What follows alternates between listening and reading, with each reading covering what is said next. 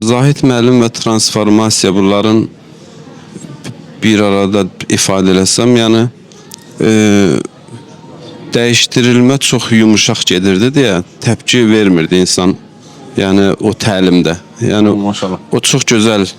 O da düşünürəm ki, Zahid müəllim özü də əslində təlim prosesində təlim verməkdən çıxıb o prosesi özü də yaşayırdı. Biz eşitməyi, hiss eləməyi, duymağı öyrəndik. Yəni illərdir məsəl üçün ertələmək duyğusu və yaxud da insandan dəyişmək istədiyi şeylər var da. Ola baxdı ki, belə olubdu yəni. İnsanları, ətrafındakı insanları eşitməyə başlayırsan, görməyə başlayırsan, duymağa başlayırsan ki, onlar nəyisə dəyişdirməklə olmadı. Tələbəlik vaxtı gözəl bir şey eşitmişdim. Onun doğru olduğunu bilirdim, amma transformasiyada biraz yaşadım. Metamorfozda elə bir şey adını qoya bildim onun özümdə. İnsan öz məsləyinin, məşrəbinin, öz üslubunun təsiri altında qalmamaq deyə bir şey eşitmişdim.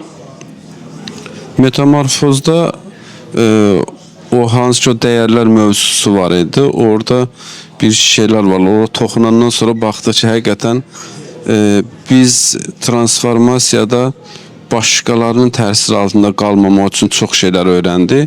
Amma metamorfozda mən baxdım ki, insan nəinki başqalarının təsiri altında, insan ən böyük elə öz təsiri altında qalır. Çox qəşəng sözdür. Onu mesela siz sual versəniz ki, metamorfozu bir cümlələ, mən deyəm ki, insan öz təsir altında qalmamalıdır. Yəni öz təsir altında qalmaq həqiqətən də bəzən başqasının təsir altında qalmaqdan daha şey. O dediyim o dəyərlər, o hansı ki dəyərlər götürürdük, sonra onları çıxırdıq. O etapda çox ciddi bir dəyimi oldu. Həqiqətən sonra baxırsan ki, biz əslində adını dəyərlər qoyduğumuz şeylər var ki, onlar dəyər deyil yerinə görə. Biz onların təsir altında qalaraq həqiqətən də gerçək kimliyimizdən uzaqlaşırıq.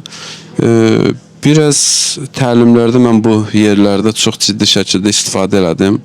Bərabər öyrəndim. Təlimdə hər kəsdən öyrənə biləcəyimi öyrənmiş oldum. Yəni bəzi şeylərdə sənin natamam tərəflərində onu sən götürüb özündə uygulaya bilirsən.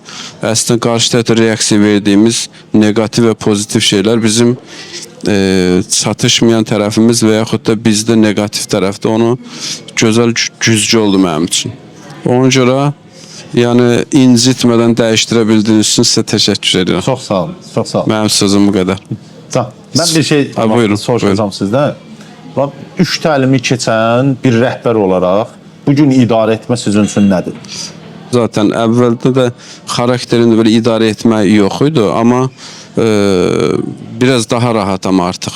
Baxırsan ki, sən dəyişəndə idarə etmənin özü avtomatik dəyişir. Çünki baş verən problemlər çox elə insanın idarə edicinin özündəndir.